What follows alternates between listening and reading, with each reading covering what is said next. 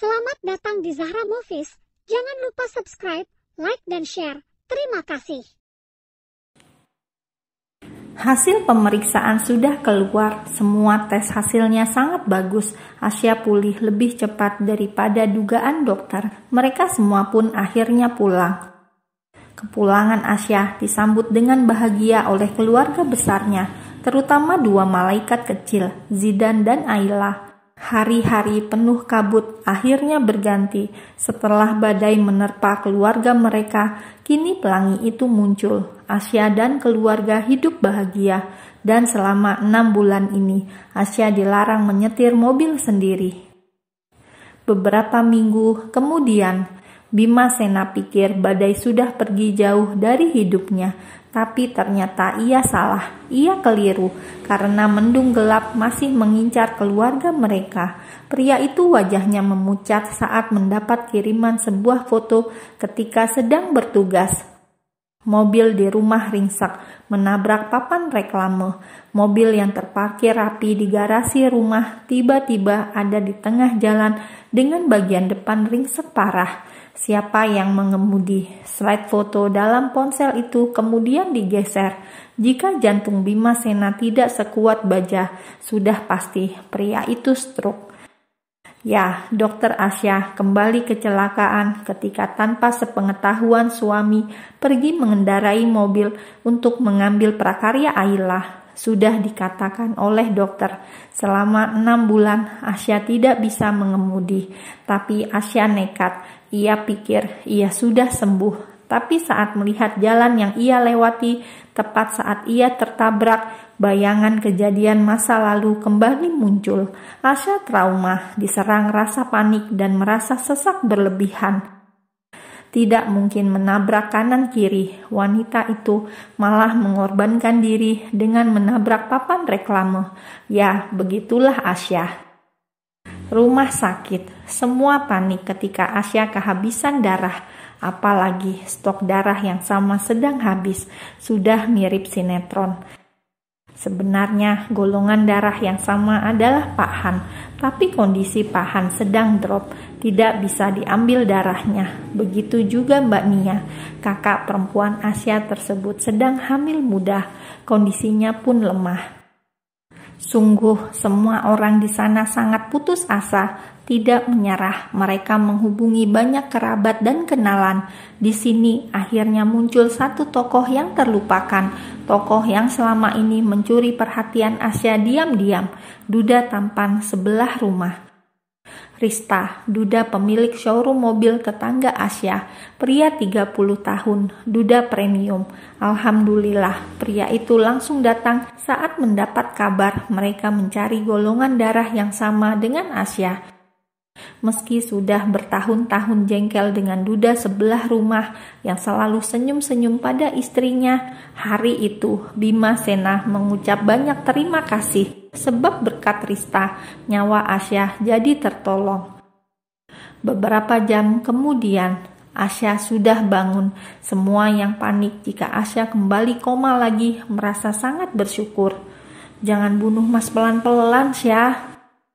Asya yang merasa melanggar larangan hanya diam dan memasang wajah penyesalan, membuat Bima Sena tidak tega marah. Dan untuk Rista, kami mengucapkan banyak terima kasih. Rista hanya tersenyum. Pria itu kemudian mendekati ranjang. Sekarang dalam tubuhmu ada darahku, Syah, ucapnya asal, membuat Bima Sena langsung melotot tajam. Ketegangan pun berubah, mereka semua bisa tersenyum lega. Masih di rumah sakit, Asya tahun-tahun ini lebih sering tinggal di rumah sakit sampai ia merasa bosan. Karena jenuh, ia pun meraih ponsel, tidak tahu ada sebuah WA masuk. Puas kamu sudah merebut bekas suami dan bekas anakku? Puas?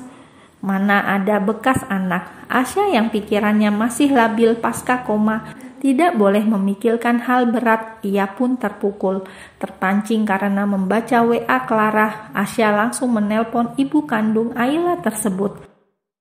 Entah apa yang dibicarakan keduanya. Begitu Haris masuk ruangan, Asya sudah pingsan di atas lantai. Bima Sena sendiri sudah kembali bertugas karena ia tidak bisa cuti begitu saja. Negara tetap nomor 1. Begitulah aturannya.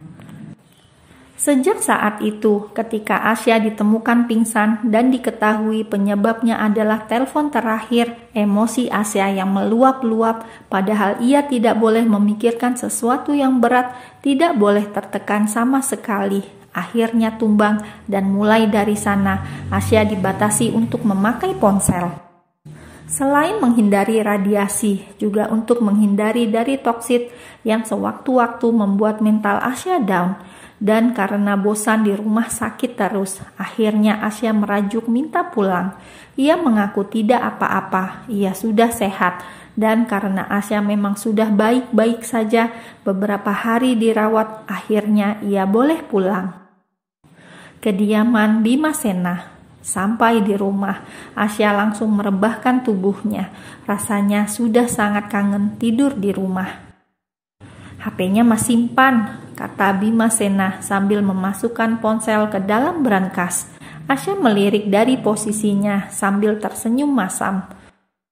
Sebentar saja nggak boleh. Asya memasang muka melas. Pria itu menggeleng tegas, tanda bahwa ia sudah tidak mau lunak lagi dengan istrinya itu. Ia harus tegas, semua demi Asya, demi kesehatan dan pemulihan istrinya itu.